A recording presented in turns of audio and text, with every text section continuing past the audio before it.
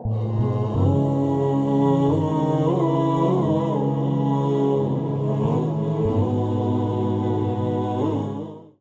لله والصلاة والسلام على رسول الله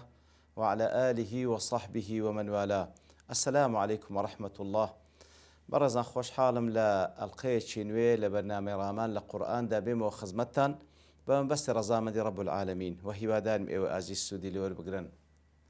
برزان بيكو بشتوين رب العالمين دسينا خزمت سورة الهمزة. سورة الهمزة سورة مكية لقرنكترين ما بست كوا لسورة الهمزة دا بديدة كريبريتيلا خوي قورا باس لصفاتي أو كسانة دكا كبهلاك دسن بتايبتي لروج قيامت بوشوي دس بيتك آتيا كم بسم الله الرحمن الرحيم ويل لكل همزة لمزة ويل وويلا وتعذابك تن بهلاك تون لبوشي لكل همزة لمزة لبو هر كسيك أو صفتي أو دو صفتي لبيتزي همزة لمزة ديار بكرتي همزة لمزة أو كسيك عيب لخلشي دبيني توا تعليق تانا وتشر لخلشي دا أو كسيك غيبتي خلشي دكا أو جا يقلا أوانا بمعنى أوي ديكوا بقسة عيب لخلشي دبين توا يكيتشيان لوانا واتبع إشارة بآماجة يتر بو شوية مفسرين بتسان شوية ليش يعني دايتو لبون منا هندق المفسرين درن همزة أو كسيكوا عيب لخلشي دبين توا لدواوة واتا برورونا أقروان لوين بن عيبان لدبين توا لمزة أويكوا برورو عيبان لدبين توا وبعكس وش قلت رأي وهندق دلين همزي لمزة همزة يعني أو كسيك همازة وتبقسة عيب تانا وتشل خلشي الدا وهروها لمزة أو كسيك لمازة وتبا فعل وتبا إشارة بآماجة بتيتاو عيب عال لخلشي دبيني توا وكو قتمان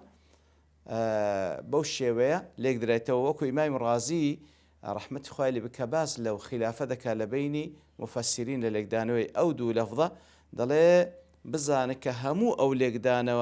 ليك دانوانا ليك نزيكن بوي كوا دقرين وسر يك أصل أوش أويا خواي قور باز لكسيك دكا كوا ويلا وعذابي تن لبو أو كسي كوا بابلين تانو تشر لخلشي دا تعليق لخلشي دا عيبيان لي دبيني توا أو زابرورو يان لبشتم بابلين لبشتويان لبشتملي يان أوتا بقسة وهرها بآماجة وبإشارتيش ويل لكل همزة لمزة وويلا لو كسيك وعيب على خلش دبيني توا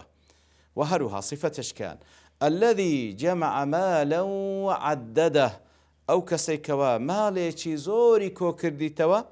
بردوان بيخوش بيج ميري نبادا كميبكا ياخذ لزد لجمار نكي دبيني كاوش بلقي لسر اويكا زور حريصة كوا دستي بيا وقرتيا لي نقصان نبي بهيج شيويك اقل لا بخشينيش بلا بيناي خواهي قولا